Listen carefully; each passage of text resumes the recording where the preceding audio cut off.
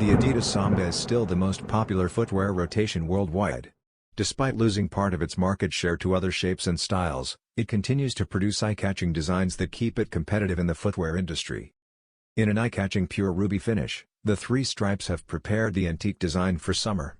The upper, which forgoes the conventional suede detail in favor of a premium leather construction, is primarily covered in textured leather. The pearlised touch introduced by Achilles heel panels and profile swooshes breaks up the crimson ensemble. Finally, a semi-translucent, beige outsole underfoot is a characteristic of the Adidas Originals Kids line. While keeping things summer-friendly, the design decision lets the top half take center stage. Look forward to official pure ruby style look. Before the start of September, pairs ought to be available on adidas.com and other stores.